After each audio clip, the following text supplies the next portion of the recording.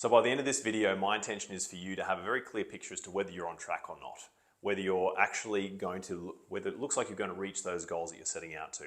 For some of you, this might be enlightening and this might be a case of, wow, this is fantastic, I'm on the right track, I just need to be patient, which for any competitive person or any driven person, that's always a hard word to hear, be patient. Then for others of you, this may be a big wake-up call in that your current trajectory is nowhere near what you need it to be in order to achieve what you want in life financially. And I say financially, but the reality is if we don't achieve what we need financially, then that limits what we can achieve in other areas as well. People love to say the money's not everything, but it sure does make things a lot easier and it sure does give us more options and more opportunities. So stick to this to the end because the real light bulb moment is at the end. So let's get into it. So what we're looking at here is your wealth accumulation rate. Now I'm going to assume you've already set goals, or I'm going to assume that you have a clear picture on where you want to go. Now, if you don't already, I'm going to give you a link to another video to watch as well. So watch this one to the end and then go back and watch the other video. I'll put a link here and I'll put it in the comments as well. And that will give you a very clear understanding as where you need to get, what you need to achieve and what you should be focusing on now in order to get what you want in life financially. So I'll assume you've watched that. If not, go back and watch it. So wealth accumulation rate. How do we look at this? Well, let's have a look over time. What I want you to do is I want you to focus back at least 5 years.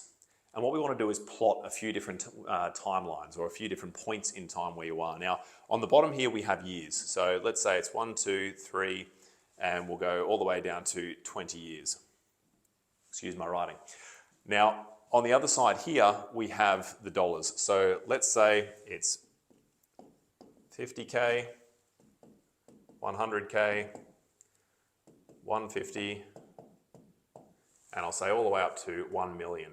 Now, I'm not saying you should limit your goals at 1 million. I'd highly encourage you to go much higher than that because you'll see $1 million doesn't buy you much these days. So in terms of financial goals and financial security, then I'd definitely encourage you to be aiming higher. And also I'd encourage you to aim higher because if you stick to this journey, you'll soon find that getting to $1 million is very achievable to you. And the first million is the hardest. You've all most likely heard that. The first million is definitely the hardest. The second million is much easier and takes a lot less time, and so on and so forth. So aim big, start small, think big, start small. So where are we? Okay, 1, 2, 3, 4, 5. So what I want you to look at here is where were you 5 years ago? What was your net worth then? Now, I want you to exclude your principal place of residence in this. I want you to exclude your home. Now, some of you will say, oh, but Peter, we can draw down on our home, we can get a line of credit on our home, we can do all that sort of stuff. And look, yes, you can, but there's a few things about that. Number one, you need to keep a job to do that. If your aim is to get financially free, that doesn't work for you. So that's the first thing. But the other thing is eventually you want to be debt-free on your home. Eventually you want to be debt-free on your home. And I could spend a whole video explaining why it's best to exclude your principal place of residence on this, but for now I'm just going to ask you to trust the process and ignore your principal place of residence. So outside of your principal place of residence or your home, what is your net worth? What is the nest egg that you have to work with? What is the investing capital you have to work with? Now for some of you, that may be $1,000. For some of you, that may be $50,000. That might be $500,000. That might be $200,000. That might be $1 million already. Okay, that's fine. Everyone's going to be starting at a different place. Now, I'm going to work on the assumption that we're starting at about $10,000. Okay, so 5 years ago, I should have said -5 there. You'll get the point though. So this is 5 years ago. At 5 years ago, I was at $10,000. And now, let's say this, I'm at, let's call it I'm at $50,000 now. Okay, and what I would encourage you to do is plot the points in between as well. Where were you at 2 and 3 and 4 years? Now, the likelihood is it wasn't a straight line. It might have been that it went up and then it went down and then it went up again and it went down again. And I've added a few extra points there. But what we're looking for here is the trend. What is your current trajectory? And then without getting too fancy, what we're going to do there is draw the most accurate line we can through that current trajectory. Now, why do we want to do that? We want to see what sort of a trajectory you are on. What is the trend you are following at the moment? It's very easy to fall into the trap of, I'm 30 years old, I have a lot of time. I'm 40 years old, I still have a lot of time. I'm 20 years old, I have forever. The thing is, if you stay in that mindset, eventually time catches up with you. And the thing is, the longer you wait, the more aggressive your returns need to be. If you start focusing on your wealth early in your life, you actually don't need very high returns at all. If you add high returns to it, then that's supercharged. The longer you wait, the higher your returns need to be in order to achieve your targets, because you've got a smaller time frame to do it in. So if we look at that trajectory there, so this is a person that was at 10,000 and after 5 years they've got to 50,000. Well, if we look at that trajectory there, obviously this is a very crude graph, but that suggests that over this time frame here, over 20 years, that I'm going to end up at around 100 or 150,000. Now, this is not to scale. Obviously, make a better effort of making this to scale. But what we want to see here is, what is the trajectory? Well, if it's taken me 5 years to get from 10,000 to 50,000, that's, look, percentage-wise, that's not doing too badly. Dollars-wise, not looking so great. Okay? That is not a trajectory that is likely to see you being a multimillionaire and being financially free anytime soon. So the question is, after 20 years, where are you wanting to be? Well, if your goal is after 20 years that you want to be at $1 million, well, we've got a lot of work to do on that trajectory. The version of you that is doing this exercise right now is not going to achieve that goal. Now, I'm not saying that you can't achieve the goal. I'm saying the current version of yourself. Where you are right now in your journey, where you are with your investor sophistication, where you are with your education and your experience, your environment, the people you're surrounded with, your mentors, all of that is part of this. This right now is basically putting on paper and explaining your current situation and your current environment and all of those things. Now, if you want to get here, we have a lot of work to do in getting that trajectory up. Now, did I do that in a straight line? No, I didn't, and that was intentional. Because the thing is, when you actually start investing in yourself, when you actually you commit to this journey of financial education and financial freedom, it's not a straight line, it's not linear. In fact, it's not even that beautiful. It's probably more like this. Something along those lines. But the point being is, how do you start that change? Well, most people follow this. They basically leave school, they might go to college, they might go to university, and that's about as far as their financial education goes. If you're lucky, they go out and buy a negatively geared property, and if you're very lucky, they eventually get a second negatively geared property, and then they retire kind of okay. Not great. So how do we change this? How do we change that to this? Well, number one is a commitment.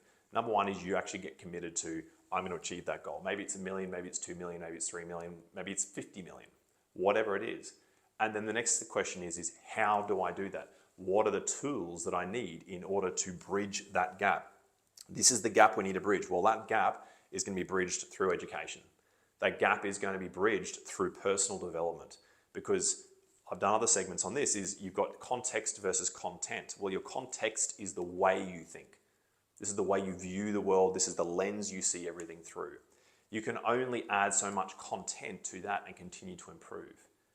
You need to expand your context. You need a new paradigm. You need a new way of seeing things. Now, how do you achieve that? You achieve that through experience. You can't experience that purely through theoretical learnings. You need to be on the court. You're going to need mentors that are going to either boot you up the backside, correct your path, give you encouragement, give you the directions to follow. But ultimately, this is the trajectory you're currently on. So what are you willing to do? What are you willing to invest? What discomfort are you willing to go through in order to get on this trajectory here? And it is exponential. It is exponential. I'll give you a short example of mine. So where I was at, back in 2008, I thought I was doing pretty well. I was in my early 20s. I'd actually achieved a share portfolio of about $75,000, which for a 20, I think I was 22, 23, I thought that was pretty good. So I was about here. And then the GFC hit. And then I was down here. And just like every amateur, I sold out at the bottom of the market because I didn't know any better. I had not invested in my education. I had no financial mentors that could lead me through that part. And all of the environment around me was basically spinning what 99% of people were saying, which was absolute rubbish because they didn't know how to look through what was happening. So that was my trajectory at the time. And then basically from here, I had to save my way back up again to about, I think it was probably 50,000 or something like that. Maybe a little bit more, but it was around there that I started buying property in the US. Now, if you notice there, that's actually a negative trajectory. But either way, it was kind of, if we drew a line, I was probably going like this, not going anywhere anytime soon that was going to be anywhere close to the visions I had for my future. So it was somewhere around here that I started properly investing in my education. And it was around 2013 to 2015, around this point here, that I really got serious about it. I started paying mentors, not just reading books, not just doing free courses. That got me this far. It was at this point here that I got serious about it and I went, right, I know the path I want. Now I'm going to go searching for people that have already done it. And from there, it was, let's have a look at the scale. Very quickly, it was up to here. And then it was up to, actually it was more like this. So you can see very quickly I went from this to that. That same thing is possible for you. But as I said, if I would have continued on that journey there, if I would have continued on that trajectory with my context and the same content, this is where I'd be now. Nothing particularly exciting for me. Okay, so that's the intent of this, is a wake-up call. Or if you've already found that you are on that trajectory, fantastic, keep doing it. But don't stop. The mistake a lot of us make is we go, okay, great, I get into it, I start paying and investing in programs and mentors and all the rest of it. Oh, great, I'm out, I'm fantastic. And I kind of did that myself after a few years as well. And funnily enough, my trajectory stagnated. I needed to find new mentors to take me to that next level. I needed new experiences to take me to that next level and break me through the glass ceiling that was there for me then. So if you have found you're on that trajectory, to keep that trajectory, keep doing it. One of my mentors early on explained to me that his rule for himself was he invested 5% of everything he made every year back into himself, in education and personal development. Now, this was not a poor guy. This is a guy who was already worth millions and millions of dollars. So if he was making $1 million a year, that meant he was investing $50,000 a year back into his education, back into his personal development. And I can assure you some years he did much more, and so have I. So look, success leaves clues. Have a look at the people that you most admire, the people that have achieved already what it is you're wanting to achieve, and follow the recipe. Follow the recipe. It's there. And they're very obvious clues. They're very obvious things that the people that have reached these heights have done. And I can tell you, no one's done it on their own. Anyone telling you that they've done it without mentors is either not telling you the truth or they're not telling you the full truth. Because every single person that has made a good level of success or a great level of success has had mentors in one way, shape or form. Some have been lucky enough that they haven't had to pay for them and it's just someone that's taken an interest in them. For most of us, we weren't that lucky and we went, right, too bad, I want the results. That's the person that knows how to do it. I'm going to go and I'm going to do whatever I need to do to get that person to show me the ropes. And that is the difference between this and this. Now, if that's $1 million and that's 150,000, what's the price? Are you willing to give that up? People focus on the investment. They seem to forget about the cost of not investing. So whatever it is, if you have the ambition, if you have the desire to reach great heights, stop kidding yourself. None of the people that you look up to did it on their own. So get on board. Do what you need to do. Invest in the education, invest in the coaching, invest in whatever you've got to do and put the work in to get the results you want. Because you can do it. It's just a bit harder to do it on your own. All right? Put in the comments what you got out of this. Are you on the right track? Are you not on the right track? What has opened up for you in this? And if you've got any questions, throw it in the comments as well. If there's anything you want to explain more, I might do another segment on it. But let me know and give it a thumbs up if you got value out of it. Thanks, guys.